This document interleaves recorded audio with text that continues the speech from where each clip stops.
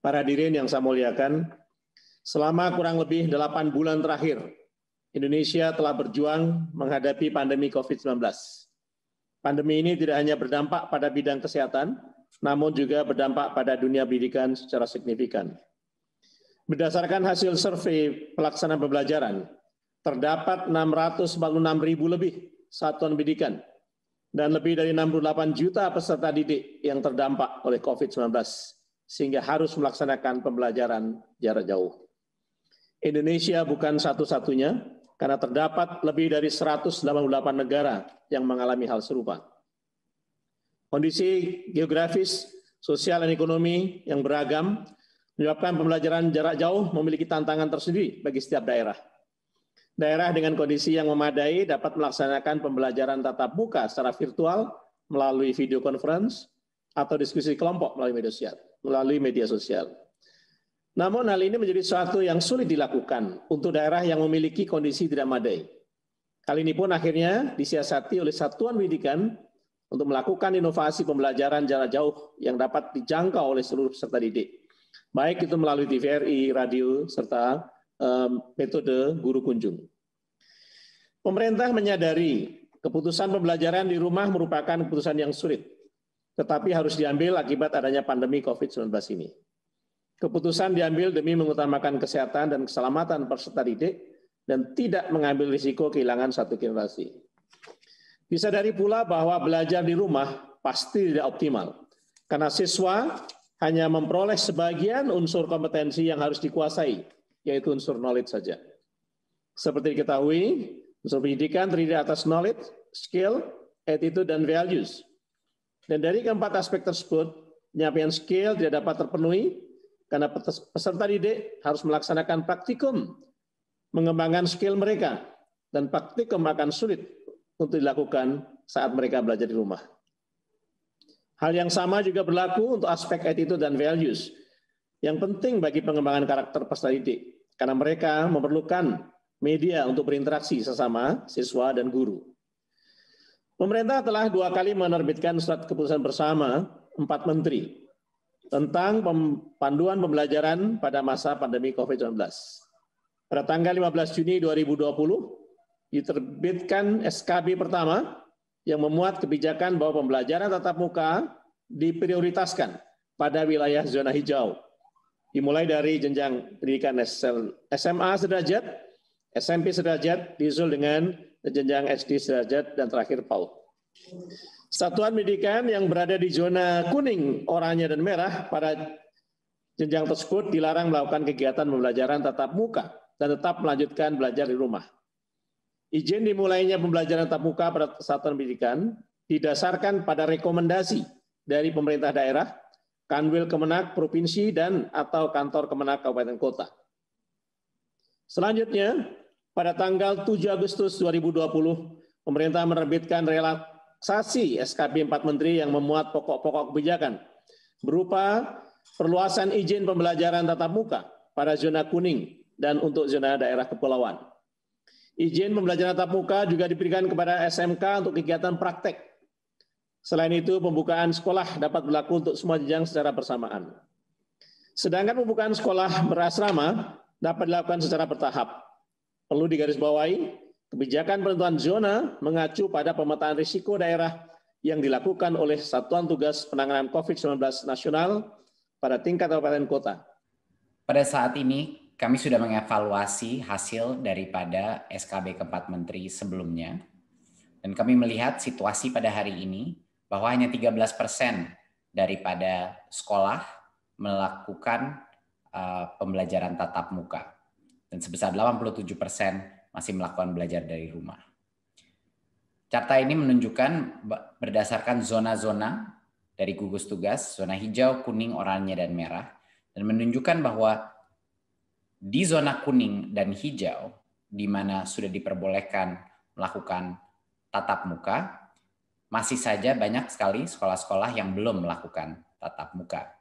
Dan ini disebabkan beberapa faktor, tapi ini juga menunjukkan bahwa proses untuk persiapan checklist, proses untuk persiapan protokol sekolah tatap muka itu membutuhkan waktu dan membutuhkan disiplin yang tinggi. Jadi ini sekedar pemotretan situasi pada saat ini.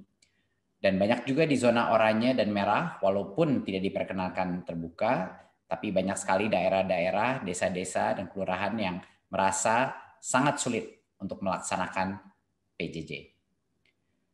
Yang berikutnya adalah kita harus menyadari bahwa setelah kita mengevaluasi hasil daripada pembelajaran jarak jauh ini, bahwa dampak negatif yang terjadi pada anak itu suatu hal yang nyata dan bisa sekali kalau terus-menerus dilaksanakan bisa menjadi suatu resiko yang permanen. Resiko pertama adalah ancaman putus sekolah, di mana banyak sekali anak-anak yang harus bekerja atau didorong sama orang tuanya untuk bekerja, dan ini berhubungan dengan situasi ekonomi yang tidak memadai. Banyak juga orang tua yang tidak bisa melihat peranan sekolah dalam proses belajar mengajar kalau ini dilakukan secara daring. Dan ini juga menimbulkan banyak sekali orang tua yang skeptis bahwa PJJ ini adalah suatu hal yang benar-benar berperan dalam pendidikan anaknya, sehingga banyak anak juga dikeluarkan dari sekolah, dan resiko ini akan meningkat semakin lama. Kedua adalah berbagai macam resiko, kendala, tumbuh, dan kembang. Kita sudah mengetahui bahwa di daerah-daerah di mana semakin sulit melakukan PJJ, kesenjangan antara pencapaian pembelajaran di daerah-daerah tersebut dibandingkan dengan daerah-daerah yang lebih mapan dan di kota-kota semakin melebar. Dan tentunya pertumbuhan anak-anak kita juga menjadi resiko yang sangat besar. Keikutsertaan dalam PAUD sejak kita melakukan PJJ ini menurun secara drastis, dan APK PAUD ini juga bisa menjadi tren yang akan punya dampak permanen karena banyak sekali anak-anak PAUD yang sekarang tidak sekolah.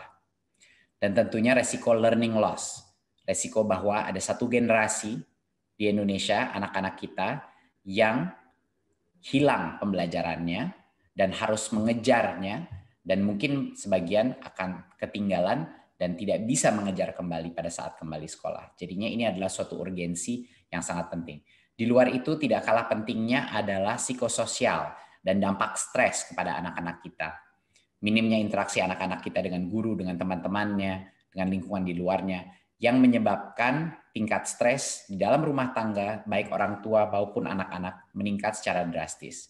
Dan ini akan punya dampak permanen juga kepada psikososial anak-anak kita. Seperti yang kita tahu, tidak ada yang namanya pembelajaran tanpa keamanan, perasaan keamanan dan harmoni psikologis dari anak-anak kita.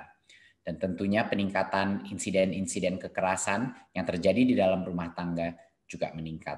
Dan ini harus menjadi salah satu pertimbangan kita yang terpenting. Berikut. Penentuan kebijakan ini harus berfokus kepada daerah. Kami terus mendapatkan berbagai macam permintaan dari berbagai macam kepala daerah, kepala dinas untuk meminta pada pemerintah pusat bahwa walaupun zona itu ditentukan per kabupaten, ada banyak sekali desa-desa, ada banyak sekali kecamatan-kecamatan yang menurut evaluasi mereka relatif aman, dan desa-desa tersebut sangat sulit melakukan PJJ. Jadi pemerintah daerah ini adalah pihak yang paling mengetahui, bukan pemerintah pusat, paling mengetahui kondisi dan kebutuhan dan keamanan situasi COVID di daerahnya sendiri. Kondisi dan kebutuhan dari setiap kecamatan atau desa kelurahan dapat bisa sangat bervariasi ya dengan satu dan lainnya.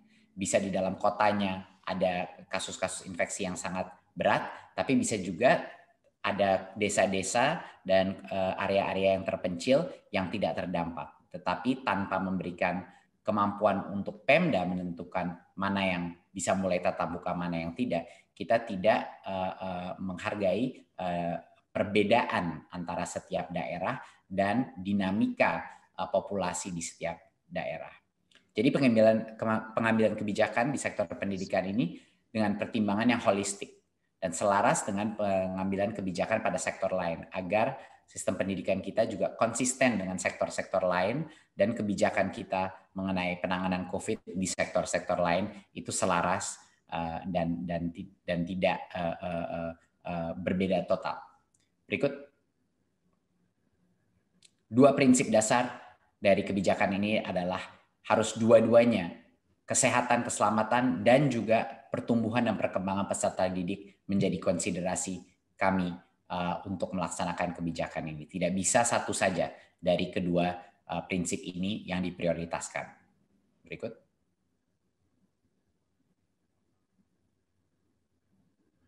Ya. Berarti pemerintah pada hari ini melakukan penyesuaian kebijakan untuk memberikan kewenangan kepada pemerintah daerah, Kanwil atau kantor Kemenak untuk menentukan pemberian izin pembelajaran tatap muka di sekolah-sekolah di bawah kewenangannya.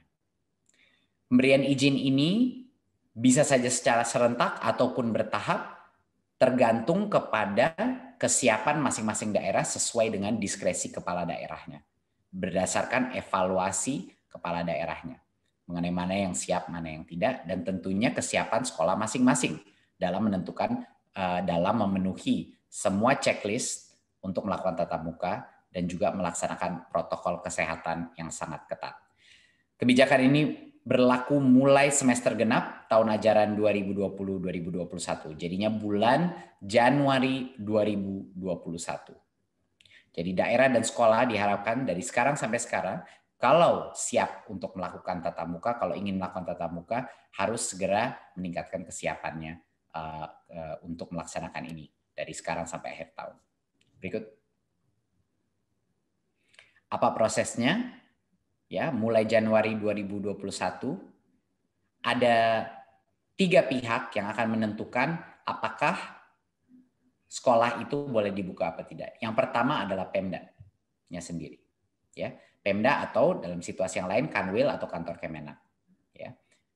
Yang kedua adalah kepala sekolah harus menyetujui, dan yang ketiga adalah perwakilan orang tua, yaitu melalui komite sekolah. Jadi kalau 3 pihak ini tidak mengizinkan sekolah itu buka, sekolah itu tidak diperkenankan untuk dibuka. Tetapi kalau 3 pihak itu telah setuju, berarti sekolah itu boleh melaksanakan tatap muka. Ya, jadi harus ada persetujuan orang tua melalui komite orang tua, persetujuan kepala sekolah, dan tentunya kepala daerah. Kalaupun sekolahnya dibuka, ini harus saya tekankan sekali lagi bahwa orang tua masih bisa tidak memperkenankan anaknya untuk datang ke sekolah untuk melakukan tatap muka. Ya, jadi hak terakhir dari siswa individu, walaupun sekolahnya sudah mulai tatap muka, masih ada di orang tua. Ya. Dan sekali lagi harus saya tekankan, pembelajaran tatap muka ini diperbolehkan, tidak diwajibkan, diperbolehkan. Dan keputusan itu ada di Pemda, kepala sekolah, dan orang tua, yaitu komite sekolah. Perbedaan besar ini dari SKB sebelumnya adalah peta zonasi resiko dari Satgas COVID tidak lagi menentukan pemberian izin pembelajaran tatap muka, tapi Pemda yang akan menentukan, sehingga mereka bisa memilah daerah-daerah dengan cara yang lebih granular, lebih mendetail. Berikut. Ini adalah salah satu contoh untuk mengilustrasi bahwa bagi kepala daerah, mereka bisa melakukan pembukaan itu secara serentak atau secara bertahap.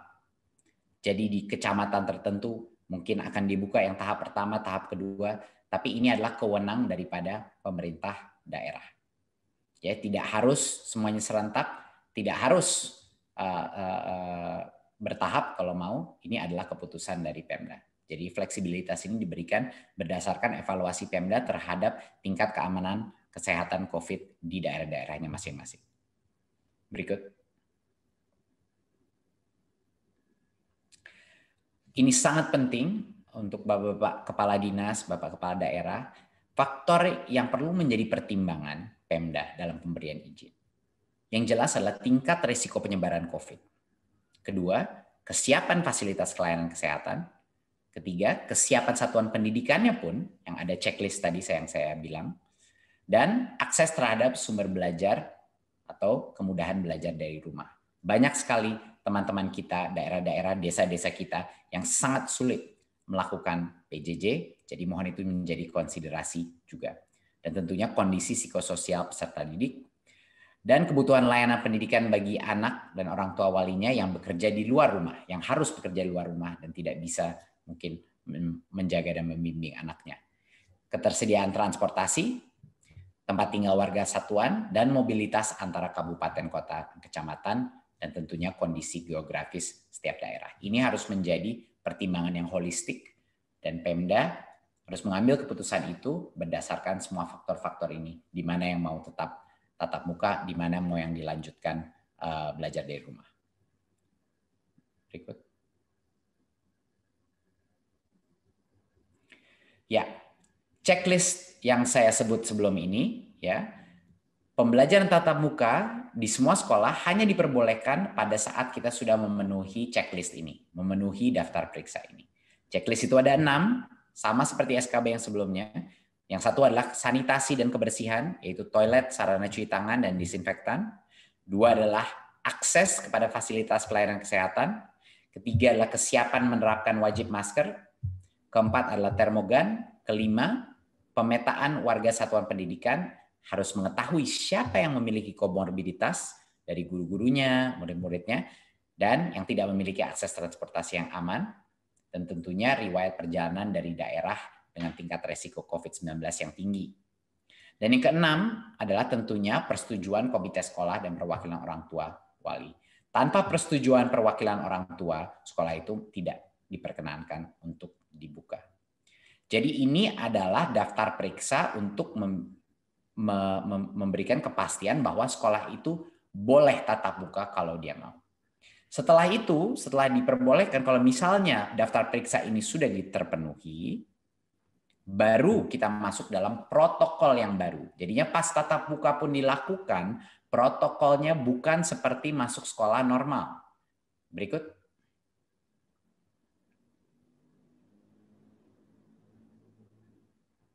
Ya, ini adalah salah satu poin yang terpenting, dan banyak sekali juga masih ada mispersepsi bahwa kalau kita melakukan pelajaran tatap muka, bahwa itu seperti sekolah biasa. Ini tidak benar, dan mohon juga dibantu disosialisasikan di masing-masing daerah bahwa kalaupun sekolah itu sudah memenuhi semua kriteria dan checklist untuk melaksanakan pembelajaran tatap muka, protokol kesehatan yang ketat harus masih dilaksanakan.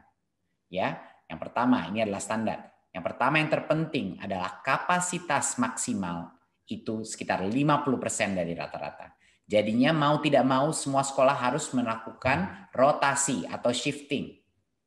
Ya, tidak boleh kapasitas full.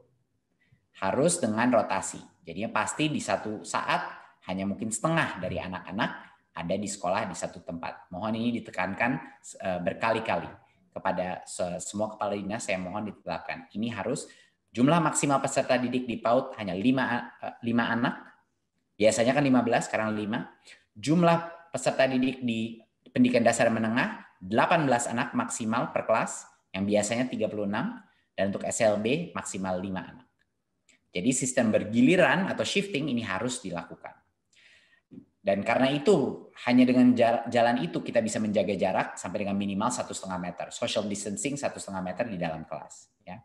Dan tentunya perilaku wajibnya harus pakai masker. Tidak ada negosiasi di sini. Semua anak, guru, semua tenaga pendidik harus memakai masker. Cuci tangan sabun, menjaga jarak, dan menerapkan etika batuk dan bersin. Lalu berikut. Ya, kita pastikan bahwa kondisi medis warga satuan pendidikan yang punya komorbiditas tidak boleh melakukan tatap muka, tidak boleh datang ke sekolah kalau mereka punya komorbiditas karena resiko mereka kalau kena COVID jauh lebih tinggi. Ya. Dan ini satu lagi poin yang sangat penting, tidak diperkenankan kegiatan-kegiatan yang berkerumun. Artinya kantin tidak diperbolehkan beroperasi. Kegiatan olahraga dan ekstrakurikuler tidak diperbolehkan untuk dilakukan. Anak-anak hanya boleh masuk, belajar, lalu pulang. Ini juga harus ditekankan. Dan selain pembelajaran, tidak ada lagi kegiatan selain KBM. Ya, contoh-contoh yang tidak boleh: orang tua tidak boleh menunggu siswa di sekolah, istirahat di luar kelas, pertemuan orang tua dan murid itu tidak diperbolehkan. Jadi maksud pesan yang terpenting di sini adalah artinya pembelajaran tatap muka bukan kembali ke sekolah seperti normal. Ini sangat di luar yang normal karena kapasitasnya hanya setengah yang diperbolehkan tanpa aktivitas berkerumun apapun lainnya. Dan ini makanya monitoring daripada dinas, daripada Pemda, daripada gugus tugas daerah ini luar biasa pentingnya untuk memastikan protokol ini terjaga. Berikut. Seluruh pemangku kepentingan harus mendukung untuk ini menjadi sukses, baik dari pemerintah pusat, Satgas, masyarakat sipil, sekolah, dan orang tua. Ini luar biasa pentingnya peran mereka dalam melakukan monitoring dan evaluasi untuk menjaga keamanan siswa-siswi kita, guru-guru kita, orang tua, dan tentunya nenek kakeknya, anak-anak yang tinggal di rumahnya mereka juga. Jadinya di pemerintah daerah pun, Dinas Pendidikan, Kesehatan, dan Perhubungan harap semuanya berkoordinasi untuk memastikan bahwa anak kita bisa kembali ke sekolah tetapi dengan keamanan kesehatan yang terbaik yang bisa kita lakukan. Berikut. Terima kasih Bapak Ibu. Jadi sekian adalah presentasi saya. Semoga memberi kejelasan, semoga juga memberi harapan bagi banyak sekali anak-anak kita yang sangat sulit melaksanakan PJJ. Berdasarkan data kita yang sebelumnya, pada saat kita melakukan relaksasi seperti ini, bahkan masih akan makan waktu berbulan-bulan karena pemenuhan checklistnya dan juga perizinannya, itu akan ada proses dan ada jeda waktu. Tapi kalau kita tidak memulai sekarang, memasuki dan berlatih melakukan new normal ini, saya rasa loss of learning dan resiko psikososial kepada satu generasi anak-anak kita di Indonesia bisa menjadi permanen. Dan itu suatu resiko yang kita harus tangani segera. Terima kasih. Wassalamualaikum warahmatullahi wabarakatuh. Saya akan bacakan pertanyaan nomor 2 dari Mbak Indri dari LKBN Antara. Pertanyaannya adalah, bagaimana mekanisme penyelenggaraan pembelajaran jika sekolah kembali dibuka oleh daerah? Mohon perkenan Mas Menteri Pendidikan dan Kebudayaan untuk memberikan penjelasan. Ya, terima kasih Pak Sekjen.